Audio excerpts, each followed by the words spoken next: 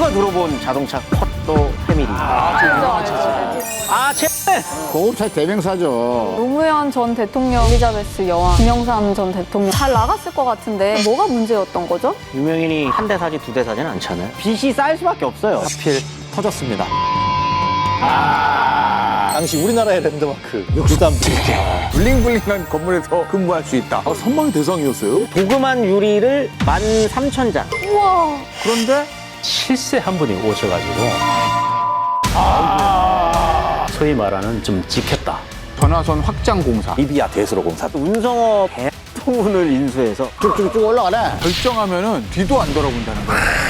독주할 때 집이 문제야. 4번의 결혼, 4번의 이혼. 미인들이시네요. 남자는 대단한 말씀을 하셨네요. 모든 걸 다 내려놓고 동건설은 살려주겠다. 우리가 당한 거구나.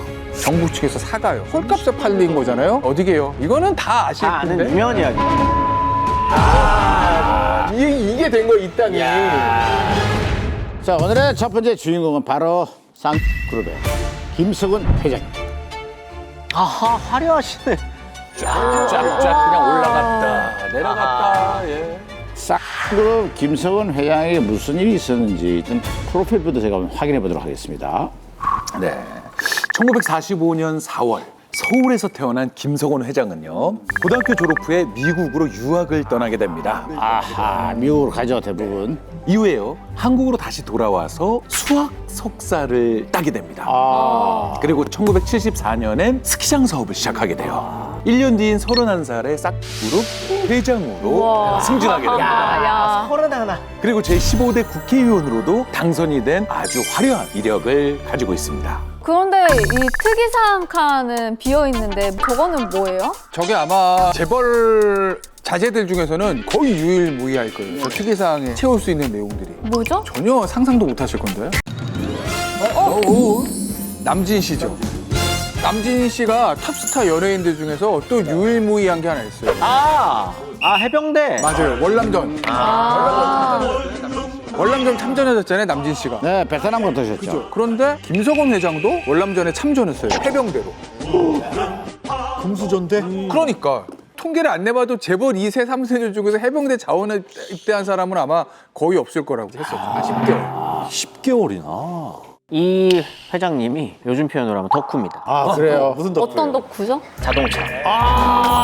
네, 자동차. 중에서도 아버지가 지프차를 타셨대요. 그게 이제 13살 때였는데 18살에 바로 면허를 따서 차를 2대를 사는데 뒤에 보이는 이 차. 18살에 포르. 왼쪽에 있는 게 이제 포르 머스탱, 오른쪽이 포르 959라고 하는데 이 머스탱 같은 경우에는 면허를 따자마자 샀던 차래요. 당시로서는 드림카였다라고 하네요. 야, 난 면허 따고 차가 없었는데 한동안. 뭐 그건 당연한 건 다들 일반적인 거고. 차가 이쁘게 생기지 않았습니까? 근데? 너무 예뻐요. 예쁘죠? 저 차를 사고 6개월 만에 사고가 납니다. 예. 빗길에 사고가 나서 운전 교습을 그래 받겠다라고 해가지고 레이싱 스쿨에 들어가셔가지고. 아니, 야, 클래스가 달라요. 예. 빗길의 사고가 그것 때문 아닐 텐데. 예. 그 레이싱 스쿨에 들어가서 그 또 자동차를 또 배워가지고 수료를 하셨다고 하고요. 자동차에 빠져 있는 사람이니까 거기에다 이제 카 레이싱 기술까지 익혔으니까 어떻겠습니까? 날아다녔겠죠, 뭐. 웬만한 레이서들이랑 겨뤄도 자신 있다. 의수대고 다녔다라고 전해집니다.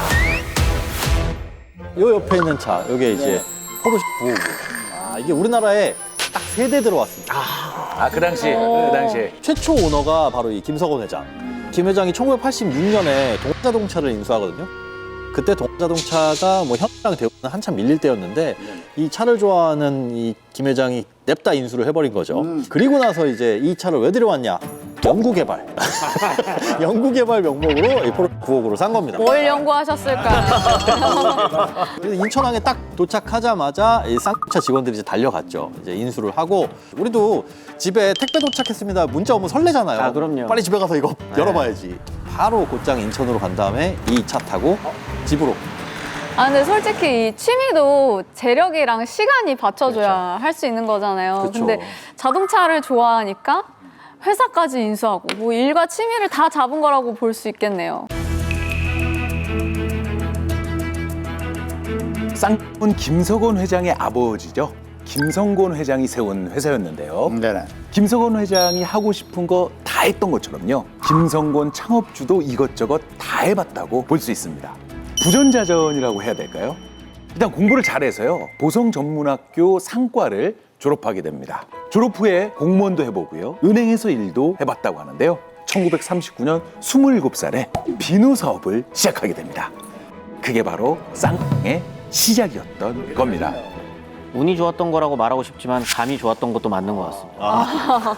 둘 다. 당시에 이제 일본이 이제 39년이면 이제 전시체제기잖아요. 이때 이제 중요 산업 통제령이 내려져 있는데 생활 필수품 공급이 부족해졌을 시기였습니다. 근데 이제 김성곤 회장이 이제 조사를 해보니 이게 비누 생산이나 판매 문제가 있는 게 아니라 원료 조달의 문제라는 거를 좀 파악을 한 거죠. 특히나 이제 전쟁 말기가 되면은 이 만주에서 생산되는 대두유가 일본으로 못 넘어가서 이게 다 조선으로 넘어오거든요. 식민지 조선에 이 물량이 확 풀린 거죠. 물량을 확보할 수 있으니까 이걸로 내가 비누를 만들면 되겠다라고 하는 생각을 했으니 운도 좋지만 감도 좋았던 거예요. 근데 그 감이 해방 후에 요게 빛을 발하게 됩니다. 그러니까 해방 후에 원료 보급로가 다 끊기다 보니까 미리 이렇게 사둔 원료가 완전히 이제 독점을 할 수 있는 그 배경이 되는 거예요. 그래서 돈을 그냥 쓸어 담게 된 겁니다. 대기업 창업주들 보면 사업 하나만 또 파지는 않았잖아요. 그렇죠. 김성건 회장도 그랬었나요? 뭐 당연하죠. 그러니까 비누로 돈 벌어서 그건 이제 시드머니로 해서 이제 문어발식 확장에 들어가는 거거든요. 신문사 샀어요. 아, 그래요? 보험사도 만들었어요. 아이고. 방직회사. 아, 그때는 네. 방직이죠. 그래서 그 돈을 벌어서 뭘 하냐면 62년에 시멘트 사업을 시작을 합니다. 근데 시멘트가 어디서 나냐면 강원도 영월 뭐 이쪽에서 많이 나잖아요. 그렇죠. 강원도 영월 서면 거기에 쌍용리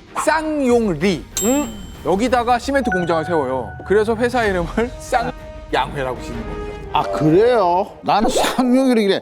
성용, 거룡, 당용 뭐 이래가지고 그래서 용이구나. 쌍용. 대부분 그렇게 생각하잖아요. 쌍 더블 드래곤 뭐 이런 거 용 두 마리가 있나? 무슨 회사를 이 왜? 쌍용리. 예. 62년이면 아시겠지만 이제 우리나라가 슬슬 고도성장기에 들어가려고 꿈틀꿈틀 한때거든요. 그러면 건설 산업이 활발해질 거고 당연히 시멘트가 필요할 거고 쌍양회는 떼돈을 벌 거고 그래서 이제 68년에 회사를 이름을 쌍그룹으로 이제 완전히 재벌이 되는 거죠. 그러면서 회사명을 바꾸게 되죠. 네, 근데 김석원 회장이 1975년에 회장 취임을 했잖아요. 네네. 창업주가 10년도 안 돼서 그룹을 승계한 셈이 되거든요. 아, 그때 김성곤 회장이 갑자기 세상을 떠납니다. 아 그래요? 갑자기. 사망 직전에 뇌졸중 증세를 조금 보이셨다고 해요. 왜냐하면 이 즈음에 폭음을 하셨거든요. 이유가 있습니다. 네네. 김성곤 회장 같은 경우에는 1958년부터 정치에 입문을 해서 무려 4선 국회의원. 근데 이제 당시에 본인이 이제 소속되어 있었던 곳이 이제 공화당이었는데 공화당 의원들이랑 사고를 한번 칩니다. 이때 내무부 장관 오치성이라고 이분이 이제 실미도 사건이 이때 벌어져가지고 해임안을 가결해야 됐었어요. 네네. 그런데 여기 가결하는데 같이 이제 빨려 들어갑니다. 아. 여당이잖아요. 대통령 눈밖에 나게 됩니다. 아이 골치 아프네. 정계 은퇴를 하게 되고 4년 있다가 돌아가시게 되는 게 아마 이때 충격으로 폭음을 하고 이런 게 영향을 미치지 않았을까 생각이 듭니다. 그럼 이제 김석원 회장은 경영할 준비가 안 되어 있었겠는데? 75년이에요. 그러면 31살 나이에 회장이 된 거예요. 앞서 이제 그 인생 그래프 보시면 75년부터 10년 동안 그래프가 우상향이거든요. 그냥 달리는 거예요. 그러니까 31살의 젊은 나이에 회장이 됐어요, 나는. 그러면 아버지보다 더 잘하고 싶고 사세를 확장하고 싶고 그리고 75부터 86 이때가 이제 우리나라 중화학공업 육성 정책이랑 맞물리고 우리나라 고도 성장기잖아요. 딱 맞물려서 김성원 회장 회장 취임하자마자 이제 문어발 확장을 합니다. 중공업, 건설, 석유 사업도 했고 증권회사도 인수해요. 그리고 이제 마지막에 정점을 찍은 게 86년에 동자동차 인수해서 쌍자동차를 만드는 거죠. 89년에 모두가 들어본 자동차가 나옵니다. 89년 또 세미. 이건 대박이다. 자동차의 첨단 기술로 태어났다. 튼튼한 자동차 콘도 패밀리. 이건 들어보셨잖아요. 알죠. 네, 들어봤죠. 이게 대박이 나면서 이제 성장을 하기 시작하는데 당시에 출고 대기 시간이 3개월에서 4개월. 요즘은 사실 이 정도 이미 금방이라고 할 수 있는데 예전에는 하면 그냥 바로 받았거든요. 근데 이때는 출고 대기 시간 3, 4개월이면 굉장히 오랫동안 어떻게 보면 이제 자동차를 취미로 하다가 본인이 사업을 해서 성공까지 거두게 된 거죠. 근데 이제 패밀리라는 이름에서 알 수 있듯이 이게 이제 패밀리카를 표방한 거거든요. 이때가 이제 중산층이 막 붐으로 이렇게 만들어지기 시작했을 때예요. 그래서 이때 막 언론기관에서 설문조사 돌려보면 70%가 넘게 그런 거 스스로 있었어요, 당시에. 중산층이라고 생각하는 사람들이 많을 때. 그리고 이때 중산층들이 캠핑 정말 많이 갔거든요, 이때 아무튼 레저 사업 이때 확 막 붐이 일어나고 이때였거든요. 그러니까 패밀리카를 대놓고 딱 만들었으니 반응이 좋을 수밖에 없었어요. 게다가 자신의 꿈을 이제 이뤘다고 하는데요. 또 그게 뭔지 또 확인을 해보도록 하겠습니다. 좋죠. 제일 유명한 차지. 네. 최근이죠. 네. 노무현 전 대통령께서도 타셨고요. 김영삼 전 대통령도 계시고요. 저분은 이제 엘리자베스 여왕, 영국 여왕님이잖아요. 엘리자베스 여왕이 우리나라 이제 방문한 적이 있었어요, 예전에. 예, 안동 하회마을도 갔었고. 그때도 의전 차량으로 이 체어맨 차량이 이용이 됐었죠. 저 정도면 체어맨이 롤스를 제쳤다고 봐야 되나?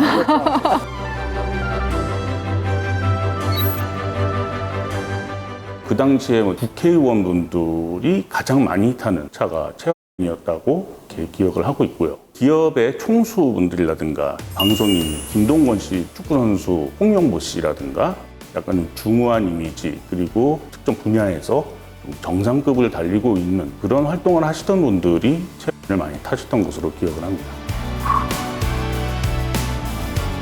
당시에 국내 시장에 맞는 그런 소비자들의 요구를 충족시켜야 됐기 때문에 전자장비라든가 편의장비 그런 측면에서도 최신 기술을 많이 활용을 했습니다. 당시에 경쟁차들에서 보기 어려웠던 사이드 에어백이라든가 그런 안전장비들도 잘 갖추고 있었고 그래서 소비자들한테 줄 수 있는 안심감 그런 것들은 조금 더 높은 수준에 있었다고 볼 수가 있겠습니다. 고급차의 대명사죠. 저희 아버지도 약간 이런 그거 딱 이런 표현을 쓰셨거든요, 항상. 근데 김석원 회장은 자동차만 되면 진짜 세계적인 그룹이 될 것이다 생각해서 자동차를 인수하게 되는데 그때 당시에 자동차는 삼성에서도 관심을 갖고 있었어요. 삼성은 왜 그러냐면 1등이라고 그러는데 현대한테 계속 밀리니까 앞으로 자동차밖에 없다. 그래서 자동차를 1번으로 놓고 이건희 회장이 드라이브를 걸었고 그런데 그때 김석원 회장이 너무 많은 베팅을 하면서 자동차를 인수하죠. 인수할 때 아마 시세의 2배. 2배요? 네. 그러면은 이 자동차 사업이 반드시 성공을 했어야 그렇죠. 될 텐데. 앞서 콘도 패밀리가 대박 났다고 말씀드렸잖아요. 그건 괜찮았는데. 근데 사실 그때 이미 약간 회사가 흔들리고 있었어요. 그쵸. 이게 동자동차가 그때 당시에 일본하고 기술 제휴를 맺고 있었거든요. 근데 동자동차를 인수해 오면서 그 기술 제휴를 다 끊어버립니다. 당시에 일본 상황이 어땠냐면 중산층을 위한 차량을 주로 만들었었는데 이 김성원 회장이 만들고 싶었던 건 고급차, 고급 승용차 이랬던 거죠. 그래서 1989년부터 해외 고급 세단 제작 회사에 한국 라이센스 생산 기술 제휴를 제의했는데 다 거절당했다. 그래요? 네. 그러다가 1991년 고급차에 대한 꿈은 접고요. 일단 독일 벤츠사의 트럭 같은 상용차 부분 기술 제휴에 성공을 하게 됩니다. 문제는요, 경영권 침해를 제외하고요, 벤츠가 하는 요구는 다 들어주라고 지시를 내렸다는 겁니다.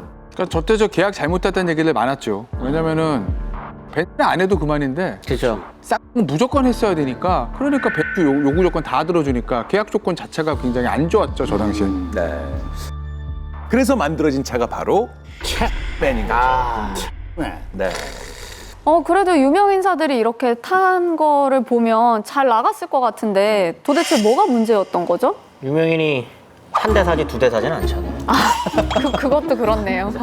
당연히 빚이 쌓일 수밖에 없어요. 네. 빚이 쌓일 수밖에 없습니다. 일단 92년부터 적자가 쭉 이어지게 되거든요. 동자동차 인수할 때부터 이미 빚더미가 있는 건데 거기에다가 개발비 뭐 이런 것까지 하다 보니 부채만 3조 4천억 원, 3조 4천억 원. 와. 쌍 이때 아까 전에 말씀해 주신 것처럼 자회사가 엄청 많았잖아요. 거의 유일한 적자 회사가 지금 쌍자동차거든요. 다른 데서 흑자를 아무리 내봐야 이 자동차 쪽에서 적자 내는 걸 감당할 수 없었던 겁니다. 이런 상황에서 김석원 회장은 자신의 운명을 건 대단한 선택을 합니다. 어려운 상황에서 운명을 건 선택. 국회의원 또 정치에 도전하는 새로운 선택, 새로운 희망. 아버지도 정치인 출신이었으니까요. 뭐 그 피가 있는 거죠. 아버지가 인생에서 사실 정치 때문에 큰 위기를 겪었잖아요. 그 위기 겪고 나서 자식들한테 했던 말이 절대 정계에는 진출하지 말아라 라고 당부를 했었다고 해요. 근데 김석원 회장이 하필 평소에 좀 정치에 관심이 있었다고 합니다. 여기에 또 당시 김영삼 전 대통령이 정치 한번 해보는 게 어떻겠느냐라고 손을 내밀어서 그래서 1996년에 신한국당 공천을 받고 제15대 국회의원에 당선이 됩니다.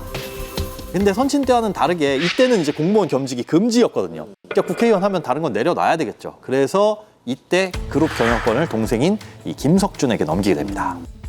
근데 국회의원도 2년 만에 하나 간둬요. 왜냐? 계열사적 양회 있잖아요. 시멘트. 그 주력 계열사잖아요. 거기 회사 지하 창고에서 사과 박스가 발견되는데 그 사과 박스 안에 사과만 있으면 상관없는데 보시면 예. 전시 비자금 일부 싹 창고에 보관. 현금 61억 압수. 사과 박스가 25개가 이제 발견이 된 거예요. 사과 박스 하나에 10,000원짜리로 하면 4억이 들어간다고 그랬어요. 저 당시에. 저게 이제 어떻게 된 거냐면 당시에 이제 YS 때 전두환 노태우 비자금 수사하고 구속되잖아요. 전두환 비자금을 추적해가는 과정에서 쌍둥이 표착이 된 거예요. 쌍둥이 비자금의 몸뚱이 같은 걸 추적을 해갔죠. 그래서 수사팀이 윗선에 보고하잖아요. 그때 윗선에서 하지 마 라고 더 수사 확대를 하지 말라고 지시가 내려온 거예요. 그래서 수사팀이 그냥 있을 수가 없으니까 그 명령을 거부하고 쌍둥이의 지하 창고에 갔더니 저 신문에서 보신 것처럼 사과 박스가 있었던 거죠. 와, 액수가 엄청나네요. 엄청나죠? 그런데 김석원 회장은 일단 기소는 안 됐어요. 왜냐면 검찰은 뭐라고 보고 있었냐면 저거를 전두환 전 대통령의 비자금을 세탁해서 현금으로 가지고 있는 거라고 봤거든요. 김석원 회장은 뭐라고 그랬냐면 내가 골프장에서 전두환 전 대통령 만났어. 1억짜리 채권 88개 그걸 주면서 현금화를 좀 해달라는 거야. 야, 내가 모르는 사람도 아니고 전직 대통령이 부탁하는데 내가 어떻게 의리상 안 해줘. 내가 그게 비자금인지 어떻게 알아. 그냥 나는 부탁만 들어줬을 뿐이야. 이렇게 얘기했거든요. 그래서 이제 이 비자금이랑 명확한 증거가 없으니까 법망은 좀 피할 수 있었죠. 근데 뭐 그런 일이 있었어도 바로 회사에 복귀한 건 아니잖아요. 이때 회장은 동생입니다.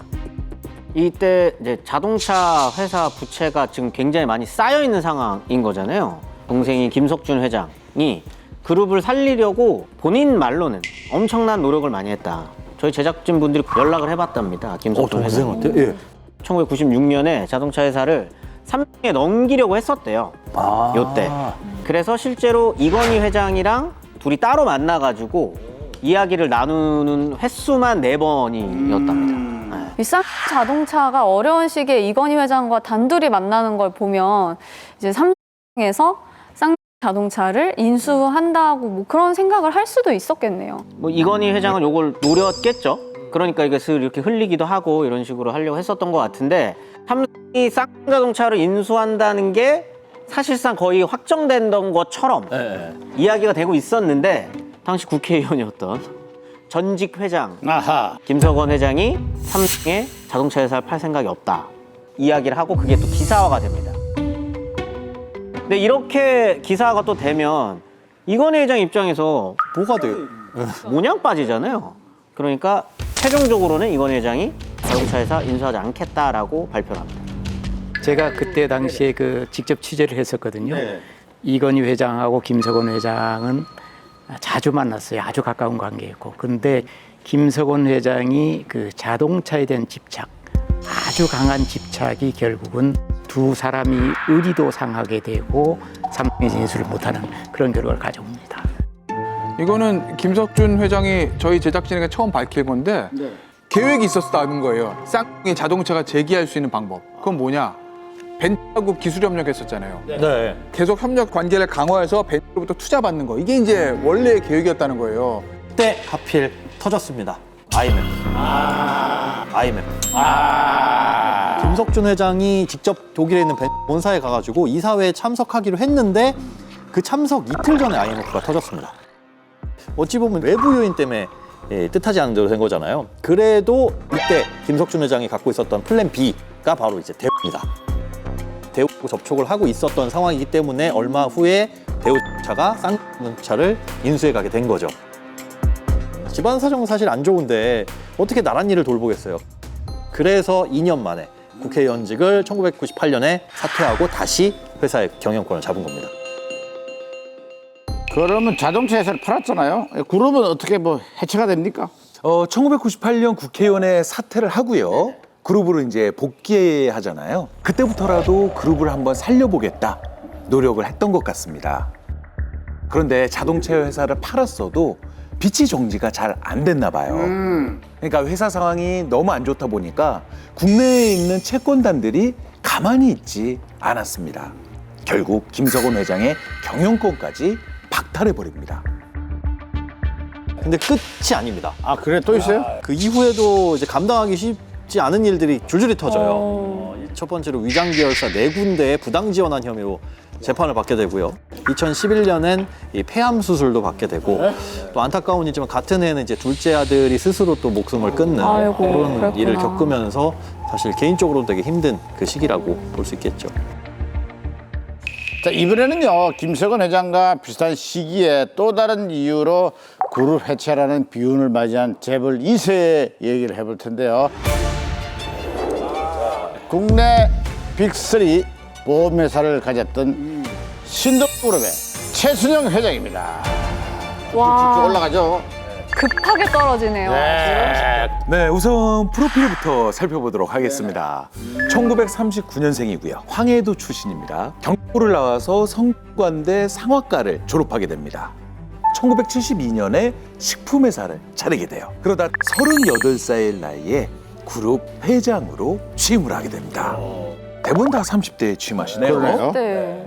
이분은 회사를 물려받기 전에 창업을 하신 거죠, 그럼? 네, 맞습니다. 개인 사업부터 시작을 하게 된 건데요. 마대를 판매하는 동명마방이란 회사를 설립했고요. 3년 후엔 포장회사를 설립했지만 결과가 썩 좋진 않았다고 합니다. 34살 때에는요, 제빵회사를 차려서 콘빵이란 제품을 생산하게 되고요. 제빵업계 2위까지 오를 정도로 인기를 끌었지만요. 지금도 호빵으로 유명한 식품회사 잘 아실 겁니다. 당시 그 회사가 독보적이라서 아성을 뛰어넘을 수가 없었고요.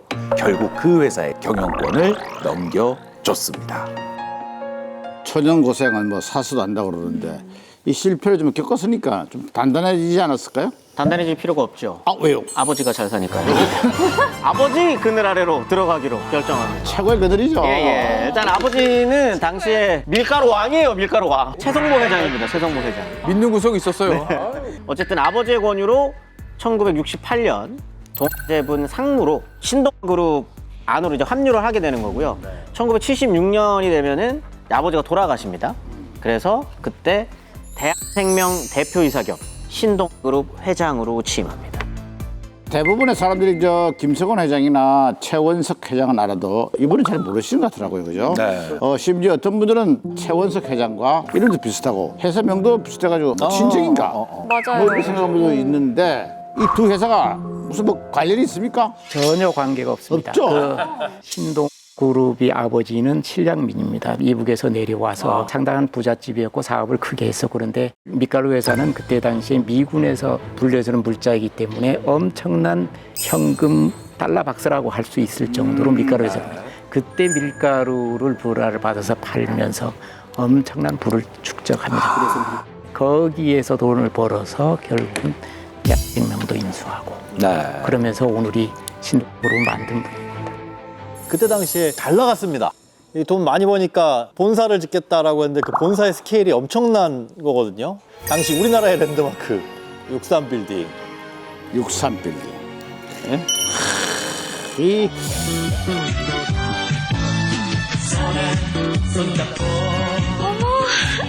바닷속 같지?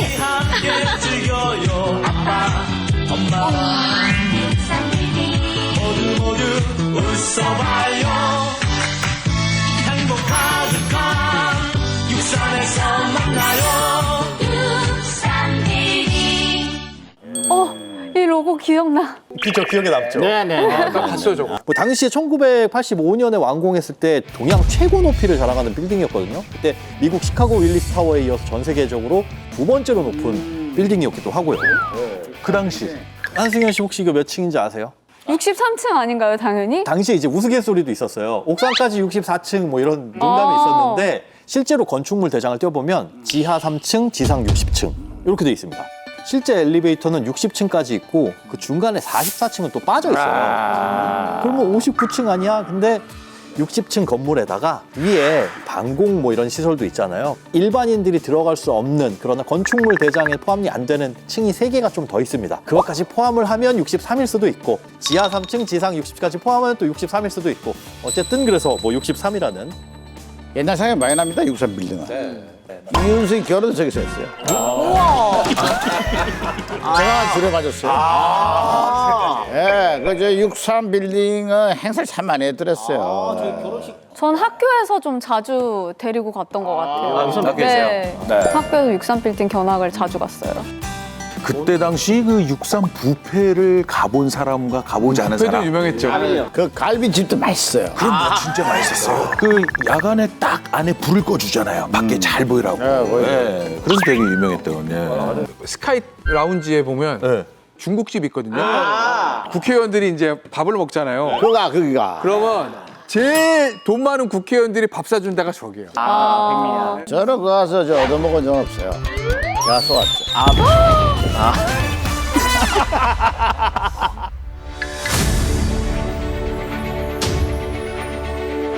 외관을 보면 곡선을 그리면서 이제 위로 이렇게 갈수록 좁아지는 형태잖아요. 건물이 좌우로 30cm 가량 탄력을 갖도록 설계해가지고요. 초속 40m, 강풍과 진도 7 규모의 지진에도요 견딜 수 있도록 만들어졌다고 합니다. 이 63빌딩 처음 지어졌을 때 색깔이랑 지금이 색깔 좀 달라요? 아 그래요? 약간 달라요. 예전이 훨씬 짙은 금색이거든요. 그래서 이때도 햇빛 받으면 반짝반짝하고 그러니까 금으로 지어진 거 아니냐 라는 얘기가 있었는데 맞습니다. 맞아요? 처음에 지어질 때는. 맞다고요? 도금입니다. 도금한 유리를 13,000장 우와. 붙여가지고 사용했고 근데 지금 리모델링 하면서 이게 싹 갈려가지고 지금은 도금된 유리는 아닌 겁니다. 아깝다. 그런데 최고의 명당 자리라고 해서 지었는데 김승현 회장이 이 빌딩을 인수했을 때 그 유명한 풍삭자 그분이 한강물이 너무 들어와서 바로 여기 쳐버린다. 기가 세기 때문에 이걸 막아야 된다 해서 정문으로 딱 들어가면 한 10m짜리 비석이 서 있습니다. 김승현 회장 이름이 비석이 있습니다. 그 비석이 바로 그 기운을 막는 길을 막는. 그래서 그 표지석이 지금 있는 그런 그 일화도 있습니다. 어쨌든 이 신동그룹이요. 원래는 보험회사, 여기를 주축으로 이제 22개 한 계열사 있는 회사잖아요. 재계 랭킹은 한 25위 정도라는 거예요.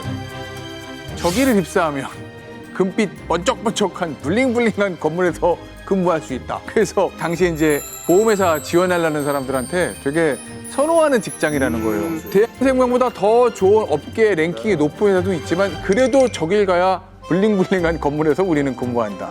이게 장점이 됐던 거죠. 신입사원들을 끌어들이는 데는. 혹시 기억나세요? 이 기억력 좋으신 분들은 아실 텐데 이 신화그룹의 주력 기업이었던 대한생명은 당시 삼교와 함께 국내 생명보험업계 빅3로 불리던 회사인데요.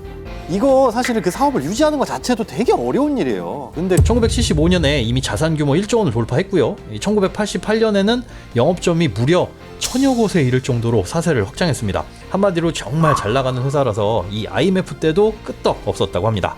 알고 봤더니 이유가 있습니다.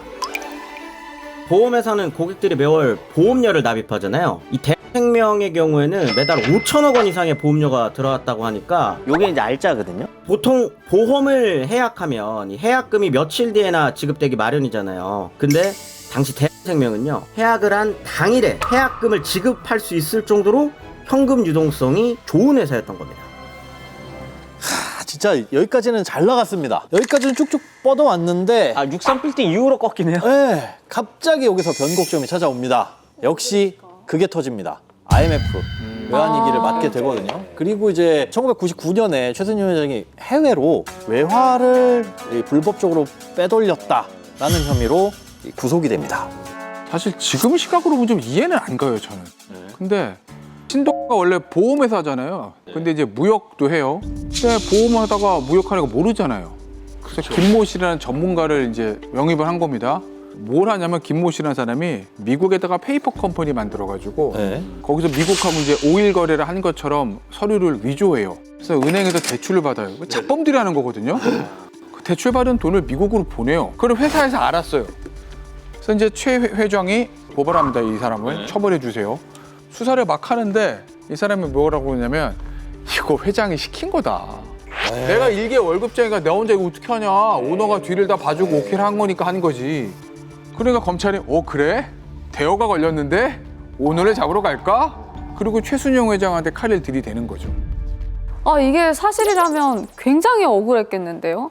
문제는 이제 여기서 끝나는 게 아닙니다. 이 사건이 이분까지 등장을 하게 됩니다. 아주 유명한 분이고요. 아이고야. 앙드레 김 선생님. 청문회가 열려요. 앙드레 김입니다. 본명은 김. 네, 본명을 말씀해 주세요. 개인 디자이너로서는 한국인으로서 자부심을 가지고 일에 나오면서 대단히 실망스럽고 슬픈 현실이라고 생각합니다. 사실 저 때 청문회가 왜 열렸는지 앙드레 김 씨가 왜 증인이 되어 저 자리에 섰는지 모르는 사람이 대부분이었습니다. 잘 몰라요. 그러니까 아까 최 회장이 외화 밀반출 혐의로 수사를 받았다고 했잖아요. 네네. 근데 이때 최 회장의 부인이셨던 이영자 씨가 최 회장을 구명하기 위해서 평소에 잘 알고 지내던 장관 부인이 연락을 해요. 야, 그 총장 싸모가 호피무늬 코트를 좋아하더라고. 김태정 검찰총장 부인 연땡땡 씨랑 보러 가는데 한 1,380만 원 정도 되는데 네가 그거 좀 내줘. 그러면 내가 총장 부인한테 네 남편 얘기 잘해줄게. 근데 뭐라고 그랬게요? 최 회장 부인이 싫다고. 네? 요게 이제 최 회장 부인 이영자 씨의 증언이었어요. 싫다고 여기까지만. 한? 네, 나는 싫다고 했다. 그러니까 이제 이영자 씨가 제보를 하신 거죠. 이러다 보니까 이제 검찰총장 부인은 명예훼손 혐의로 고소를 합니다. 결국은 이제 검찰이 전격 수사에 들어갔는데 혐의 없음으로 결론이 났어요. 그 3개월 후에 이 온로비 사건으로 이게 불리면서 청문회가 열리게 됐는데 그때 이제 디자이너 앙드레 김 선생님이 그때 나오게 된 겁니다. 어쨌든 앙드레 김 선생님 본명이 김봉남이란 거만 맞아. 그렇죠. 그 청문회를 피해자는 앙드레 김. 자, 최순영 회장 얘기로 돌아와야죠. 결국 최 회장은 누구도 구명하지 못했습니다. 외환물발출 및 불법 대출 혐의로 징역 5년에 약 1,500억 원대의 추징금까지 내란 판결을 받았습니다. 이렇게 최순영 회장이 구속된 다음 날부터 그룹의 운명은 곤두박질 치기 시작하는데요. 정부에선 대한민국이 정상적인 경영이 어렵다고 보고 공적 자금을 투입하게 됩니다. 공적 자금 투입한다. 그냥 회사의 주인이 나라가 되는 거니까 기존에 갖고 있던 주식이 전부 휴지 조각이 돼버리는 거죠. 경영권 다 상실하게 되고. 근데 결국 신한그룹이 무역업이라는 새로운 분야에 손댔다가 그게 이상한 단초가 돼서 모든 걸 잃고 말게 된 겁니다. 대한생명은 그 당시 99년도에 유동성 위기를 겪지 않았습니다. 영업이 정상적으로 이루어졌고 현금 자산이 건실했고 자금 유동성에서도 전혀 위기가 없었던 그런 상황이었습니다. 이런 회사가 부실하다? 이거는 뭔가 잘못된 겁니다. 우리나라가 90년대에는 대선 후보자 측에서 돈을 달라고 대놓고 요구했던 그런 시절이었습니다. 97년 대선 때 실세 한 분이 직접 오셔가지고 정치 자금을 요구를 합니다. 최순영 회장님이 거절합니다. 거기서 이제 소위 말하는 좀 찍혔다. 그래서 최순영 회장님은 이리떼들이 달려들어서 20조 원에 달하는 회사를 뜯어먹었다라고 얘기합니다. 씁쓸한 얘기인 거죠. 어쨌든 간에 우리가 이제 짧은 시간에 고도 성장을 이루다 보니까 정치 세력 간의 일부 유착이 있었던 건 뭐 부인할 수 없는 사실이죠.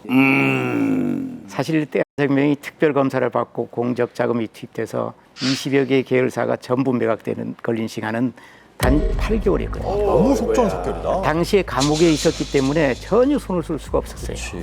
그래서 그때 억울한 심정을 한 월간지에 뭐라고 했냐면 신동그룹이 해체는 정치 자금을 안 낸 데 대한 정치 보복이었다. 그만큼 어려웠을 거예요.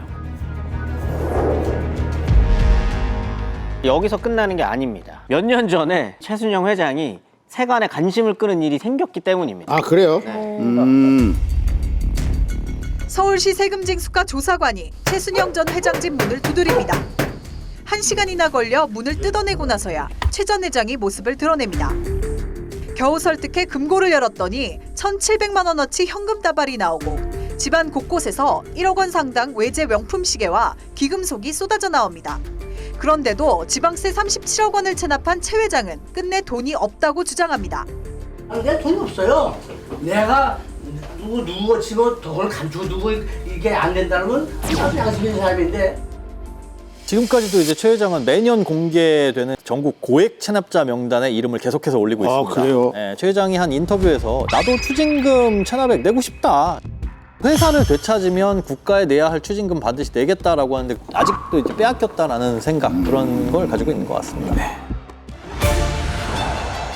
마지막으로 만나볼 재벌입니다. 인생 그래프 좀 보십시오. 야, 리비아 대수로. 네. 리비아 대수로 공사라는 신화를 기업이고요. 새 회장님 중에서 아주 유명하신 분이죠. 세계 10위까지 올랐던 동그룹의 최원석 회장입니다. 근데 이게 다 뒤로 갈수록 꺾여. 참나. 인생 공평한 거예요, 그러니까? 예? 인생 공평한 거예요? 저렇게 위로하지 마세요. 너무 안 돼 보인다. 저렇게 꺾이더라도 저렇게 한번 살고 싶어요. 그렇죠. 네, 일단 먼저 프로필부터 보시겠습니다. 최원석 회장입니다. 네네. 1943년 대전에서 태어났고요. 3남 3녀 중 장남인데 중학교를 마치고 부친을 따라서 상경하게 됩니다. 부속고등학교를 졸업하고요. 미국 유학을 갔다가 한대 경제학과로 졸업을 하게 됩니다. 1968년 26세 때요. 동아건설 사장이 되는데요. 우와. 그리고 1977년에 아버지 최준문 창업주가 건강 악화로 경영에서 물러나면서요. 동아그룹 회장으로 취임하게 됩니다. 그의 나이 35살이었습니다. 사장은 26, 회장은 35. 아까 김석원 회장보다는 좀 늦은 편이긴 한데 그래도 30대 중반에 회장이 된 건 빠른 거죠, 빠른 거죠. 정말 굉장히 빠른 거죠. 빠른 거죠. 그렇죠. 김석원 회장은 갑자기 아버지가 돌아가시면서 만으로 29세에 회장이 됐고 최원석 회장은 아버지가 쓰러졌어요. 쓰러진 후에 8년 만에 돌아가셨는데 그래서 그때부터 최원석 회장은 회장직을 했죠. 어쨌든 뭐 당시에 최 회장은 남자답고 호탕한 성격으로 유명했어요. 게다가 이제 만능 스포츠맨이었다고 하는데 특히 이제 탁구 좋아해서 탁구협회장. 네, 드라마 속 엄친한 재벌 2세 이런 게 떠오르긴 하는데 이 동아그룹의 주력 사업은 뭐였나요? 당시 동아그룹은 이제 건설업이랑 운송업 이렇게가 중심이었습니다. 보험사, 증권사 포함해가지고 22개까지 계열사를 갖고 있긴 있었는데 이게 다른 대기업에 비해서는 많은 거는 아니에요. 그래도 재계 10위 정도 되는 이제 그룹이었었고 원래 아버지인 최준문 창업주가 대전에서 토목 사업으로 시작을 한 건데 잘 돼가지고 서울로 본사를 옮겨서 동건설로 이제 성장시킨 거고요. 1968년에 국영 기업이었던 대통운을 인수해서 운송업을 이제 시작을 한 거죠. 이러면서 성장을 하기 시작하는 겁니다. 동아그룹 하면 그 창업 회장인 최준문 회장을 얘기를 안 할 수가 없어요. 그분은 상당히 깐깐하고 사업적인 기질도 대단히 뛰어났다고 얘기를 하거든요. 지금은 잘 나가는 회사지만 대학통운이라고 그때 국영기업이었는데 상당히 부실 덩어리였어요. 그걸 인수해서 회사를 정상화시키고 그걸 인수해서 전 지점을 다 돌아다니면서 직원들 5,000명하고 1대1로 다 만나고 그러면서 대학통운을 아주 알짜 회사로 만들게 됐습니다. 이게 왜 대단한 거냐면요. 이게 사실 민영화되기 전에 대한통운이 경영 상태가 최악이었습니다. 대한통운이 1930년대 설립이 된 회사인데 이후에 이제 국내 화물 운송이랑 창고 보관업 이런 분야에서 독보적인 존재가 됐지만 1960년대 후반에 가서는 이 운송 장비나 이런 것들이 좀 노후화되기도 했었고요. 각종 비리가 끊이지 않고 있었던 때였습니다. 왜냐면 이 당시 대한통운은 주로 시멘트랑 곡식 이런 거를 운송하는 회사였거든요. 이게 현금 이상의 가치를 지닌 물자였습니다. 당시에는. 그래서 국영기업일 당시 이 직원들이 중간에서 이거를 또 착복하는 경우가 많아져가지고 만성 적자에 시달렸다고 합니다. 그래서 이걸 바로잡기 위해서 최준문 회장이 낡은 지프차를 타고 전국 각지에 있던 580여 점포를 평균 3번씩은 방문을 했다고 합니다. 자, 그러한 노력 덕분에 이 국영기업 시절 만성 적자와 경영 부실에 허덕이던 이 대한통운은 이 민영화가 된 지 3년 반 만에 경영 정상화를 이뤄냈습니다. 4년 만에 직원 1인당 영업수익이 2배가량 증가했고요. 연간 순이익도 약 895%나 증가하면서 우리나라의 운송체계를 이끌어가는 우량기업으로 성장을 했습니다. 그런데 역시 뭐 호랑이 새끼 낳지 강아지 안 낳잖아요. 예.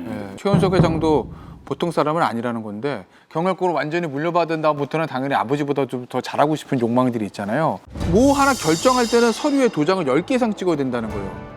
꼼꼼하구나. 밑에서부터. 그렇죠. 그런데 결정하면은 뒤도 안 돌아본다는 거예요. 그 추진력이. 정주영 스타일인데. 예. 근데 그 일단 아버지가 지켜보고 있는 가운데 회장 자리에 오른 거잖아요. 그죠? 그렇죠. 경영 성적은 어땠어요, 이게? 일단 그래프 보시면 회장 네네네. 취임 저 이후에 나쁘지 쭉쭉쭉 않습니다. 올라가네. 네. 1974년에 해외 건설에 처음 진출했거든요. 이때 뭐 도로, 항만, 댐 그리고 뭐 원자력 발전소까지 다양한 공사에서 이제 기술력을 좀 축적을 해 나갔어요. 나중에는 이제 총 매출의 40%가 해외 공사에서 벌어들일 만큼 성공을 하게 됩니다. 근데 이 과정이 사실 순탄치는 않았어요. 아버지 몰래 해외 공사 계약을 수주해 놓고 혼날까봐 피신을 한 적도 있다고 합니다. 혼나요? 공사 계약을 받으면은 좋은 일 아닌가요? 왜 그랬죠? 이게 이제 돌다리도 좀 두들겨보고 건너는 그런 스타일이셨다고 해요. 근데 당시에 우리나라 국력으로서는 야 무슨 해외 진출이냐 이거 무리다. 소화할 수 없는 거 가져왔다가 배탈 날 수 있다. 이 최원석 회장은 아버지 반대에 무릅쓰고 중동에 진출을 하게 된 겁니다. 그때 가서 해외 현장 직접 돌아보고 자동차 직접 몰고 다니고 이 사우디아라비아 전역을 누리면서 지형조사까지 할 정도로 뭐 열정이 넘쳤던 거죠. 하면 뭐 그저 리비아 대수로 공사인데 사우디에도 진출했었네요. 동아가 그러니까 리비아 진출하기 전에 먼저 진출한 데가 사우디예요. 사우디아라비아. 그러니까 처음에 사우디 진출해서 한 게 뭐냐면 자동 전화선 확장 공사. 그러니까 이제 사우디가 넓잖아요, 사막이고. 거기다 이제 전화선을 까는 거예요. 깔아야 되죠. 예, 지금 보시는 거. 저게 128만 회선이래요. 아이고야. 사우디가 좀 넓어요? 그런 거 원래 비유 많이 하잖아요. 지구 200바퀴 돈다. 이건 한 280바퀴 돈다는 거예요, 저 다 깔면. 근데 이제 문제가 뭐냐면 저 폭염 때문에 케이블이 녹는다는 거예요. 그러니까 사우디 정부에서 야, 업자 바꿔. 그러니까 최원석 회장이 사우디에 날아가요. 100일 비상작전을 펴겠다. 난리 났으니까. 아니 날씨 때문에 그런 건데 뭐 어떤 방법을 쓴 거죠? 그래서 그 일단 국내에서 전화공사 경험자 200명을 착출해서 단기 교육을 시킵니다. 당시 최 회장이 한꺼번에 근로자를 데려다 보니까 전세기를 띄워서 사우디를 갔어요. 어쨌든 사우디 정부와 약속한 공사 기간보다 8달이나 단축할 수 있었어요. 그때 사우디에서 번 돈이요. 자그마치 12억 5천만 달러였습니다. 그게 우리나라 수출 총액이 100억 달러였다고 하거든요. 우와. 그러니까 국가 전체 수출액의 10분의 1 이상을 통합건설이 달성하게 된 겁니다. 요 무렵에 사우디아라비아 인근 국가에서 세계 최대 규모라고 할 수 있는 이제 400억 달러짜리 공사를 추진한다. 이런 소문이 들립니다. 그래서 최원석 회장이 회사 제대로 키우려면 해외에서 승분해야 되겠다. 이게 바로 20세기 역사상 가장 큰 토목공사라고 불리는 바로 리비아 대수로 공사입니다. 리비아 남부에 있는 지하수를 끄집어다가 북부로 옮기는 거예요. 4,000km, 4,000km. 그러니까 어마어마한 공사인 겁니다. 그 리비아 대수로 공사의 핵심은 PCCP 파이프라고 직경이 4m, 두께가 30cm, 길이가 7.5m, 무게가 75톤입니다. 그 관을 만들어서 운반해서 매설하는 것이 핵심입니다. 대수로청이 한국을 방문합니다. 한국을 방문해 보니 동그룹에 콘크리트도 있고 관을 운반할 수 있는 대한통운이라는 회사가 있고 세계적인 공사를 할 수 있는 동안설이 있는 것을 보고 자기네들이 무릎을 딱 치면서 이 동그룹은 리비아 대수로공사를 하기 위해서 만들어진 그룹 같다. 한마디로 동그룹이 말이죠. 조건이 아주 퍼펙트하네요, 그죠? 네. 사실 최 회장이 리비아 대수로 공사에 뛰어들 때 우려하는 사람들도 굉장히 많았다고 합니다. 이 우선 리비아의 국가 재정으로 봤을 땐요, 그 엄청난 공사비를 감당할 수 있을까? 계약을 했다가 문제가 발생하면 보상받을 방법이 있었을까? 그거 중요하겠다. 하지만 최 회장은요, 뜻을 굽히지 않았고요, 결국 전 세계인들을 놀라게 하는데요. 1991년 8월 28일 밤 8시 마침내 물이 달려왔다. 제1단계 공사 완료를 알리는 준공식. 대수로를 통해 천여 킬로미터를 달려온 물이 쏟아지는 순간 리비아는 열광 속에 빠졌다. 실상 그 열광은 사하라에서 기적을 일궈낸 한국인에게 바쳐진 열광이기도 했다.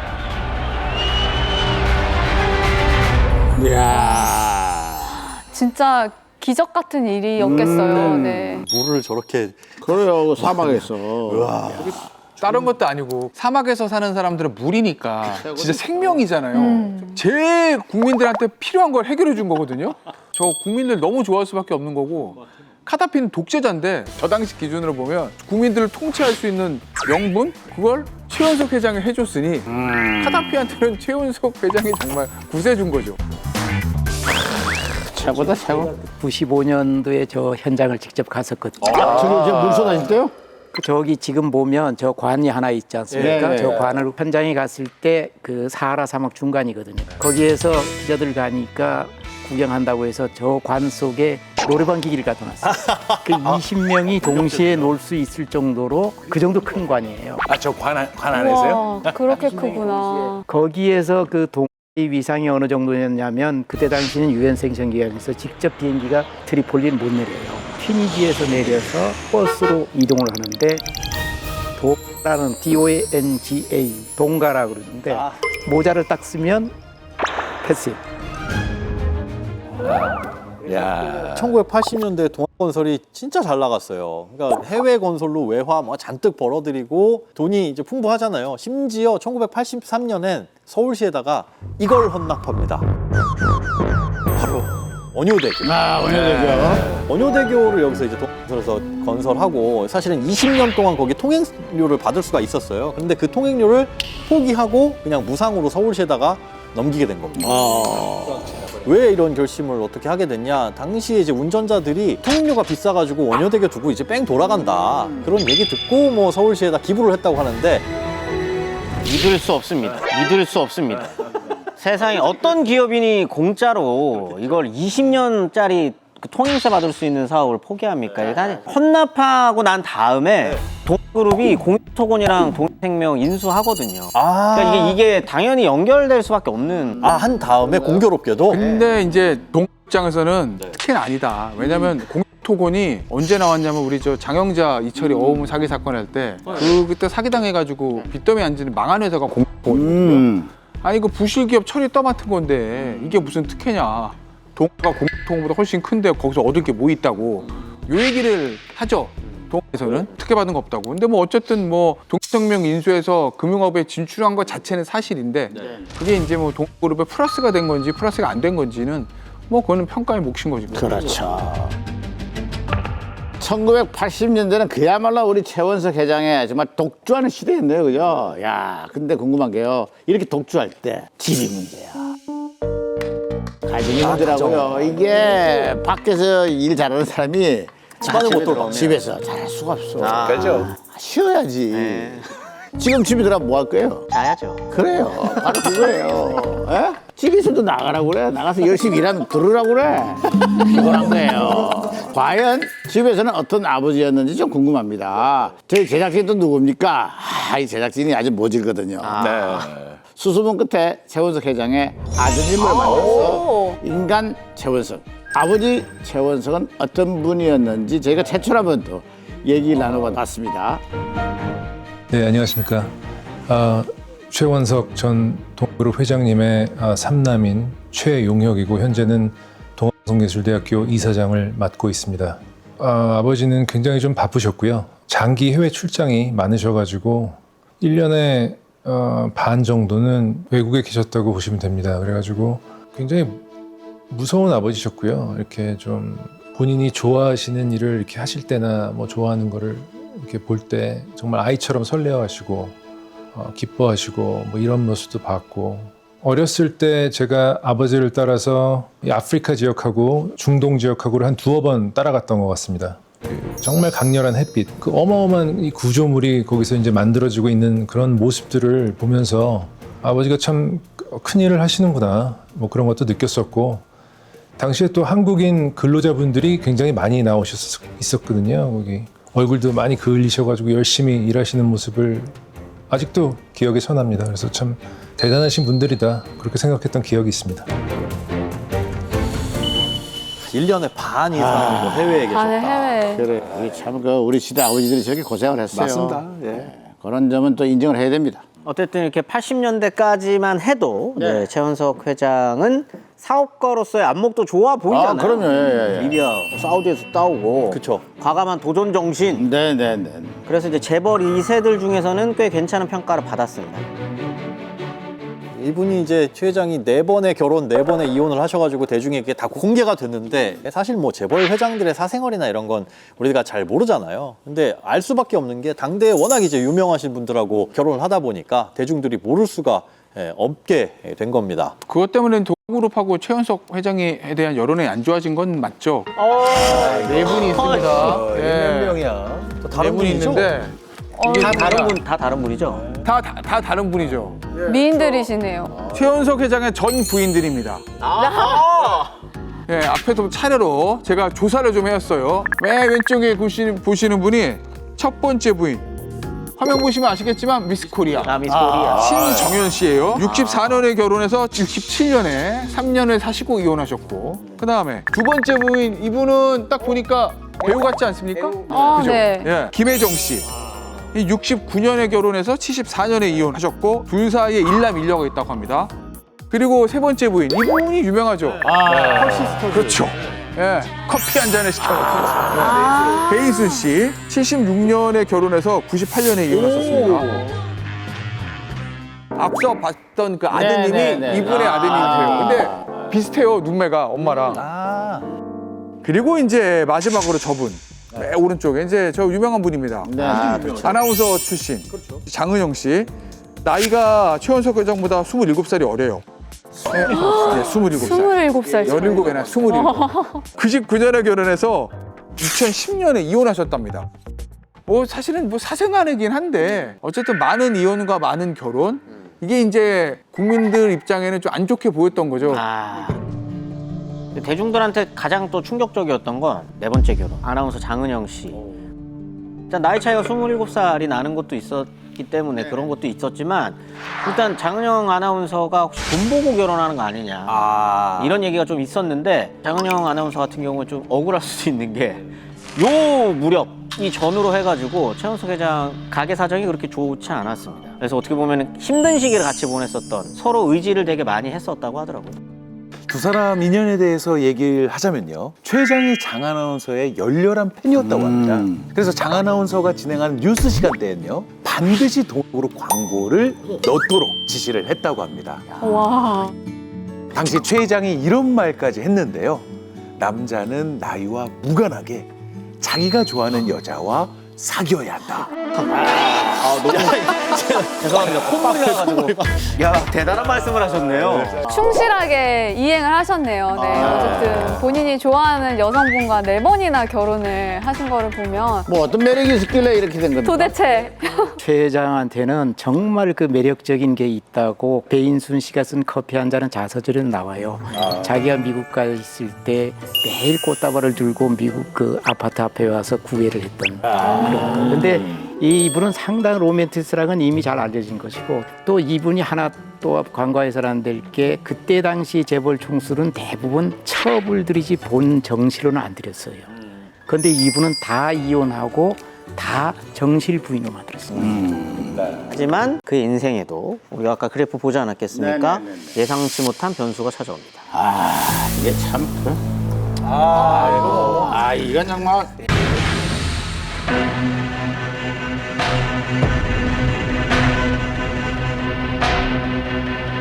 10월 21일 합동진상조사반을 구성해 성수대교 붕괴 사건 참사 현장을 조사한 내무위원회와 건설위원회는 이어 서울시청을 방문해 관계자들로부터 사건의 진상을 듣고 이에 대한 대책을 논의했습니다. 또 조사반은 경찰병원에 들러 이번 사고로 입원 중인 부상자들을 위로했습니다. 엄청난 1994년 있었던 성수대교 붕괴 사건이죠. 충격적인 사건이었어요. 네. 제가 그때 대학교 1학년이었거든요. 그때 그냥 이렇게 뉴스를 이렇게 틀다가 갑자기 다리 중간이 똥 이렇게 떨어져 있어가지고 굉장히 그 어린 나이에 당혹스러웠습니다. 충격적이었죠. 근데 저게 어떻게 보면 시초였던 것 같아요. 우리나라가 7, 80년대 고도 성장하면서 그렇죠. 빨리빨리 문화가 있단 말이에요. 그래서 부실이 터지기 시작한 게 성수대교거든요. 그 다음에 삼풍 무너지죠. 다음 해. 그리고 나서 마지막으로 결정적으로 터지는 게 IMF라고요. 그러니까 모든 우리나라의 7, 80년대 그 압축된 고도 성장의 부작용이 터지기 시작한 시초가 성수대교예요. 94년. 맞습니다. 그때 이제 등교하던 여고생들이 좀 피해가 많이 컸던 걸로 저는 기억을 하거든요. 그때 사고 시간이 오전이었으니까 오전에 출근하고 등교하는 32명이나 목숨을 잃었고 뭐 부상자도 속출했었으니까 그 피해를 입으셨던 피해자분들 중에는 지금도 그때 트라우마로 남아서 다리를 못 건너시는 분이 계시다고 하시더라고요. 가장 큰 피해자는 유가족입니다. 가족의 이런 슬픔을 어떻게 위로할 수 있을까요? 최원석 회장은요, 성수대교 붕괴 사고로 국민의 불신이 커져 있는 상황이었잖아요. 거기다 복잡한 가정사까지 입방아에 오르내리면서요, 논란의 중심에 서게 됐습니다. 엎친 데 덮친 격으로 그 무렵이 바로 IMF 외환위기 시절이었거든요. 최 회장의 회사 역시 위기를 맞이하게 됩니다. 1997년 12월 기준으로 22개 계열사를 거느린 대기업 집단이었습니다. 문제는 국내였어요. 일감이 없었어요. 그러니까 다른 건설사들이 국내에서 아파트 건축을 이제 주로 수주하는 동안에 동아그룹 같은 경우에는 이제 해외에서만 사업을 주로 펼치다 보니까 국내에서는 재건축이나 그다음에 재개발 공사 일부를 따내는 데 그쳤어요. 재개발이랑 재건축 같은 경우에는 일반적으로 아파트 신축 현장이랑은 다르게 이주비가 들어가요. 그게 이제 막대하죠. 그러다 보니까 제2금융권까지 끌어들여가지고 단기 차입금을 막대하게 끌어들이게 됩니다. 근데 해외에서는 뭐 굉장히 잘 나갔잖아요, 그죠? 리비아 대수로 공사도 해가지고 어마무시한 그 달러도 벌어들이고 말이죠. 극복이 안 됐나요, 이게? 네, 이게 뭐 IMF 외환위기가 발표됐을 당시에만 하더라도 최 회장의 회사가 그렇게 사정이 나쁘진 않았습니다. 오히려 이제 리비아에서 공사대금 100% 현금으로 받았기 때문에 빌린 돈이 한 7천억 원, 요거 때문에 뭐 문제가 발생할 거라고는 생각지도 않았고 이건 일시적이다, 그리고 해결할 수 있다, 이렇게 동건설 쪽에서는 주장을 하고 있었습니다. 근데 이제 은행의 입장이 달랐던 거죠.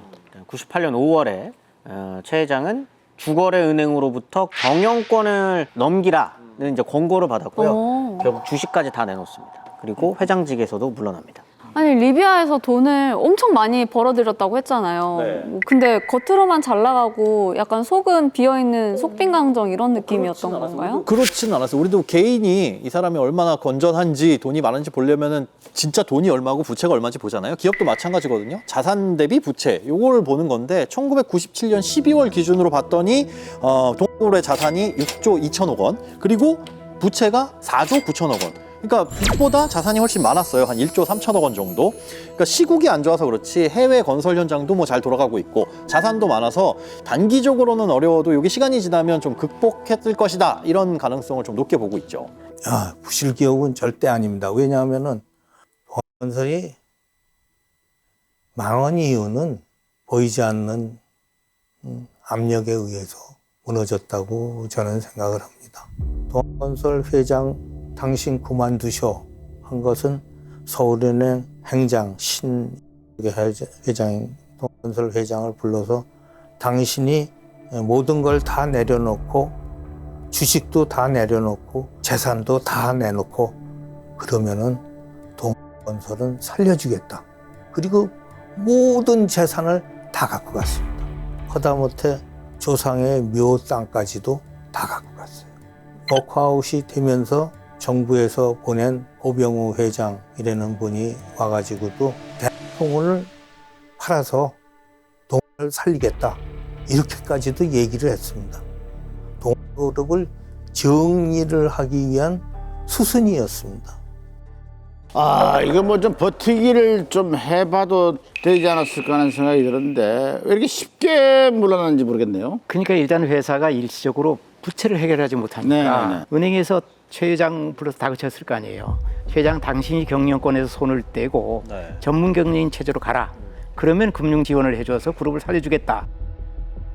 이렇게 약속했다고 하는데 하지만 결론적으로 그 약속은 지켜지지 않았습니다. 아하. 최 회장이 물러나간 뒤 계열사들이 차례로 파져나갔고 동건설은 부도를 맞고 2001년 끝내 파산 선고가 내려졌어요. 그게 창립 51년 만이었습니다. 근데 아까 그 인터뷰하신 분이 그 보이지 않는 압력에 의해서 무너졌다고 생각하고 계신단 말이에요. 이 그룹이 무너지는데 어떤 외부적인 그 요인 이런 것들이 작용할 수 있다는 건가요? 그게 이제 계열사 정리 과정 때문에 그런 거예요. 그러니까 동그룹이 두 개 있잖아요. 동건설, 그다음에 대한통운 그거예요. 그럼 일반적으로 동건설을 살려야 되니까 구조조정을 하면 대한통운을 팔아서 그래서 동건설 살려야 되겠다. 이 얘기가 이제 정부 쪽에서 나온 거예요. 근데 이제 그때 앞서 새로 선임했다는 이 회장 딱 들어와서 보니까 좋아 대한통운이 안 팔겠다고 그런 거예요. 그랬더니 금융감독위원회에서 당시에 대통령을 안 팔겠다는 얘기는 일고의 가치도 없는 얘기다. 그 엄포를 봅니다. 팔아라. 네, 팔아라. 그러니까 압박에 들어온 거죠. 그러니까 새로 들어오는 고 회장이라는 사람이 저 우리 대통령 팔겠습니다. 이렇게 선언을 해버린 거예요. 전국 요지에 그 580군데 그 저기 점포를 갖고 있었는데 그 물류라든지 창고들이 재평가되지 않은 부동산을 많이 갖고 있었기 때문에 그걸 취득하면은 어마어마한 재산이 되잖아요. 그러니 그 대통령 회사를 누구든지 가져가고 싶은 거예요. 그 리비아 공사가 끝나지 않은 상황에서 리비아 대수로청이 크레임이 들어온 거예요. 그러니까 곧바로 리비아 대수로공사의 계약자로서 계약에 대한 채무를 완료할 때까지 연대하여 책임을 부담한다. 요 말이 들어가 있습니다. 그러니까 계약이 종료되고 하자 보증이 끝나기 전까지는 대통령도 그렇고 동건설도 그 공사에 대한 그 책임을 다 져야 되는 겁니다. 그 크레임을 부담을 하면 매각할 수는 있죠. 그 크레임이 한 20억 불을 청구할 수도 있어요. 20억 불이면 2억 5천만 불을 내고 대통령을 팔아먹을 수는 있겠죠. 대통령을 팔겠다고 난리를 쳤던 사람들도 그걸 뒤늦게 다 하는 거예요. 그러니까 대통령은 못 팔아먹고 동건설만 죽어 없어진 거예요. 지금 현재 이런 상황, 이 미치는 상황이죠. 결국은. 자, 아무튼 뭐 리비아 대수로 공사를 계약하면서 공사가 끝나기 전에 그 운송회사를 팔 수 없다. 뭐 이런 조건을 달았던 거네요. 그러니까 원래 동건설이 이 리비아 대공설을 팔 수 있었던 것은 콘크리트 회사와 또 수송할 수 있는 운수회사 그리고 이 건설회사 이걸 갖고 있었기 때문에 한 거거든요. 그런데 그 중에서 수송을 할 수 있는 물류회사를 뺐다고 하니까 이게 안 된 거죠. 그래서 리비아에서 클레임을 제는 거죠. 그래서 결국 대통령은 리비아 리스크가 완전히 해결된 후에 2008년 돼서야 그 그룹으로 넣은 겁니다. 많은 상황들이 있기는 하지만 지금까지 들어봤을 때는 이 한 기업을 해체를 시켜버린 게 득보다는 좀 실이 더 많지 않나라는 생각이 들거든요. 이 기업을 살리는 방향으로 갈 수는 없었을까요? 그러니까 사실은 망한 기업 얘기 우리가 많이 했는데 사실 저 개인적으로 동그룹은 좀 이해는 안 되긴 해요. 왜냐하면 앞서 말씀하셨듯이 부채보다 자산이 많은데 그럼 부채 비율이 100%가 안 되는 거거든요. 당시에 그거 100% 넘는 기업들 세고 셌는데 해외에서 돈이 계속 들어오는데 왜 단기적으로 지금 자금 사정이 안 좋다고 이게 망해야 되는지 모르겠는데 어찌 됐건 최 회장이 생전에 어떤 인터뷰를 했냐면 이 모든 게 정권에 보이지 않는 손에 의해서 내 회사가 강탈당한 것 이렇게 얘기를 합니다. 1998년 최원석 회장이 그만두셨어요. 그리고 나서 은행 관리가 되다 보니까 은행하고 정부에서 이제 사람을 선정해가지고 사람을 보냈죠. 그 중에 현대건설의 부사장으로 있던 사람이 한 사람 왔어요. 이제 며칠 후에 차 한잔 하자고 제 방에 왔어요. 아니, 동건설이 현대건설보다 훨씬 좋은데 동건설이 왜 이렇게 됐습니까? 양반이 그런 얘기를 해요. 현대건설보다 동건설이 훨씬 낫습니까? 아유, 훨씬 낫죠. 그런 얘기를 해서 야, 이거는 완전히 우리가 당한 거구나.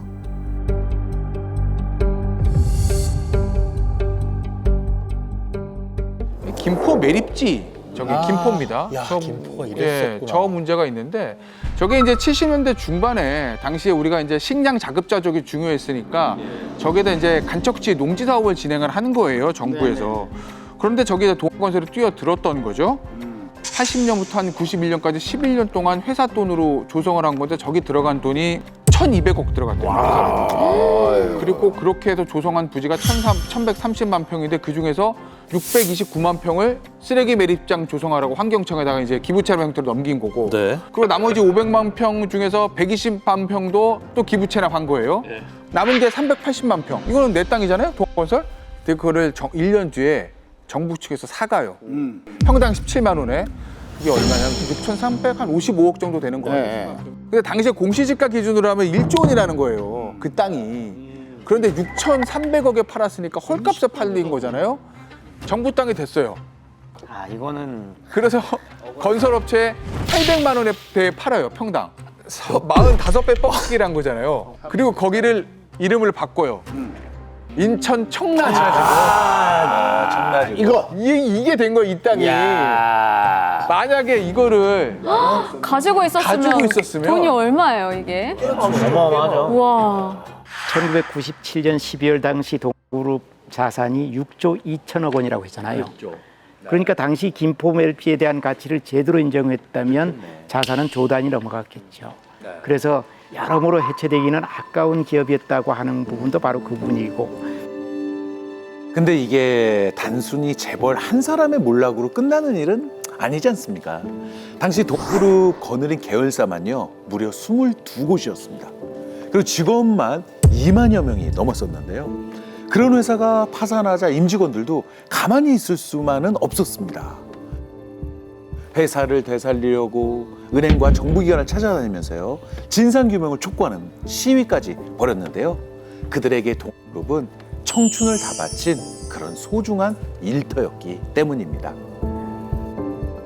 동건설이 참 좋은 회사인데 그렇게 문을 닫으니까 정말 허무하더라고요. 일반 시민들은 동건설이 왜 망했냐, 최원석 회장의 사생활 때문에 망한 거 아니냐, 이런 얘기들을 많이 해요. 아니다, 동건설은 그래서 망한 게 아니다. 명예회복해야 된다, 이거는. 그렇게 아끼던 회사인데 이렇게 망한 거는 이건 정말 규명을 해야 된다. 직원들이 모여가지고 이제 시위도 하고 찾아가서 면담도 하고 그렇게 노력을 했습니다만은 결과는 뭐 아무 변화가 없는 걸로 끝나서 애처로운 마음입니다. 회장직에서 물론 최원석 회장은 어떻게 됐나요? 2004년에 주식회계와 배임, 불법 사기 대출 등의 혐의로 구속이 됩니다. 4년 후에 특별사면이 되기는 했어요. 이후에 아버지 최준문 창업주가 세운 학교가 하나 있었는데 거기 법인 이사장으로 재직하면서 조용한 노후 생활을 보낸 것으로 알려져 있습니다. 이분이요, 그러니까 재작년 2023년이죠. 10월에 향년 80세의 나이로 세상을 떠나셨거든요. 시한부로 투병 생활을 하시면서 마지막으로 한 언론 매체하고 인터뷰를 했습니다. 그때 얘기했던 게 이제 와서 누굴 탓하겠냐. 잘 나갈 때 좀 겸손했어야 되는데 그러질 못했다. 나 스스로 좀 오만해졌던 것 같다.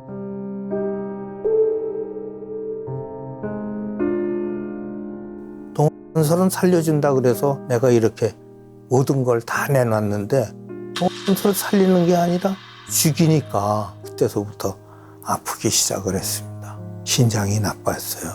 그러니까 그렇게 신경 쓰고 그러니까 신장이 굉장히 나빠진 거죠.